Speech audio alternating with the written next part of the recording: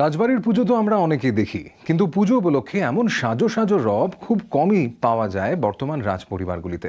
কথা হচ্ছে মুর্শিদাবাদের কাশিমবাজার রাজবাড়ি প্রসঙ্গে। মা আসছেন তাই নবরূপে তৈরি কাশিমবাজারের চণ্ডী মণ্ডপের দালান।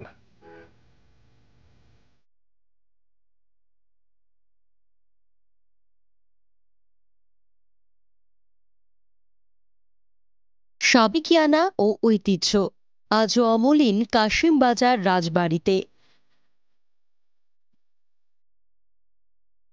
অবিভক্ত বাংলার সবচেয়ে সমৃদ্ধ জমিদার পরিবারগুলির মধ্যে অন্যতম কাশিমবাজার রায় পরিবারের ৩০ বিঘার এই বসত বাড়ি, যা কাশিমবাজার রাজবাড়ি নামে পরিচিত।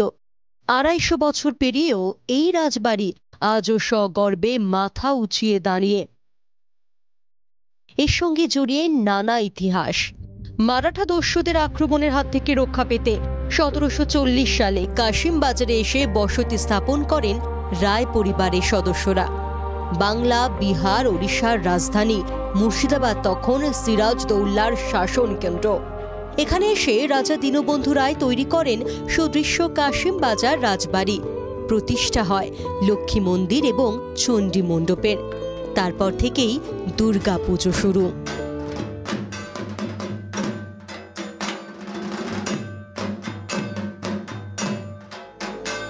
রাজপ্রাসাদের অন্দরমহলের আকর্ষণের কেন্দ্রবিন্দুতে রয়েছে ৩ খিলানের নাট মন্দির।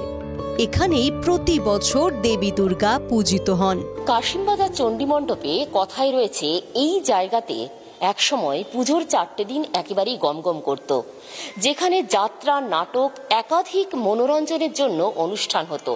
আর ওপরের যে জানালাগুলি দেখা যাচ্ছে, সেখান থেকে মহিলারা এই নিচের যে অনুষ্ঠান হতো সেগুলি তারা দেখতেন। বাইরে থেকে প্রচুর অতিথি অভ্যাগতরা আসতেন। যারা গেস্ট আসেন তাদের মনোরঞ্জনের জন্য আমরা এখানকার লোকাল একটা গ্রুপ আছে, তারা সব ডান্স, ড্রামা, নৃত্যনাট্য, ম্যাজিক শো ইত্যাদি নানাভাবে এখানে আমাদের অনুষ্ঠান করা হয়। এবং আরেকটা মজার কথা হচ্ছে যে এখানে যে পেইন্টার্স, আর্টিস্ট যারা ছিলেন, যারা চিত্রকর, তাদের একটা খুব বড় যা আছে আপনার যেন প্যাপিলাস প্রিন্টার বলে যেটা আছে পেইন্টার্স, তারা আসেন এসে এবং তারা এখানে লাইভ পেইন্টিংও করে গেছেন। এখানে পুজোর আগে রাজপ্রাসাদ থেকে চণ্ডী মণ্ডপ সেজে উঠছে নতুন সাজে, পড়ছে রঙের প্রলেপ। পুরনো ঝাড়বাতি থেকে আসবাব সব সাজিয়ে তোলা হচ্ছে নতুন আঙ্গিকে। আর মাত্র পুজোর কয়েকটা দিন বাকি। ইতিমধ্যেই বাইরের যে সমস্ত অতিথিরা আসবেন, যারা রাজবাড়ির পুজো এখানে বসে তার স্বাদ উপভোগ করবেন, তার জন্যও রয়েছে কাশিমবাজার রাজবাড়িতে বন্দোবস্ত, থাকার বন্দোবস্ত। আমাদের এখানে পুজো হচ্ছে নবরাত্রি পুজো। প্রতিপদের দিন ঘট ভরে আসেন এবং সেদিন থেকে দুর্গা নাম জপ এবং চণ্ডীপাঠ সেদিন থেকে শুরু হয় এবং বোধন পঞ্চমী এবং ষষ্ঠীর দিনে বোধন, আমন্ত্রণ, অধিবাস এগুলো হয়। আবার সপ্তমীর দিন সকালবেলাতে আমাদের কাঠিগঙ্গা থেকে আবার দ্বিতীয়বার ঘট ভরে আসে এবং পুজো শুরু হয়।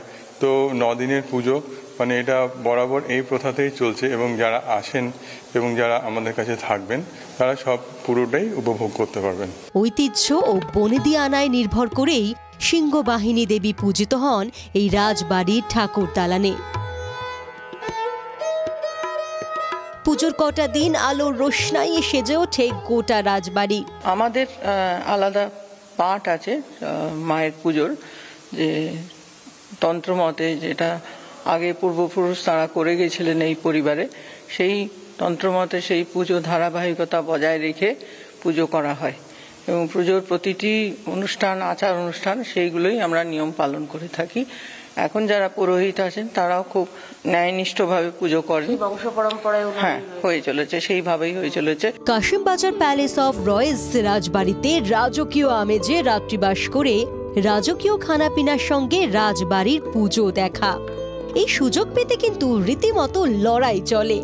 তবে করোনা পরিস্থিতিতে সতর্কতায় কোনো ফাঁক রাখছেন না কাশিমবাজার রাজ পরিবারের সদস্যরা। প্রশাসনিক নির্দেশ অনুযায়ী তারা কিন্তু এবারেও মাতৃ আরাধনায় একেবারেই ১০০% প্রস্তুত রেখেছেন নিজেদের।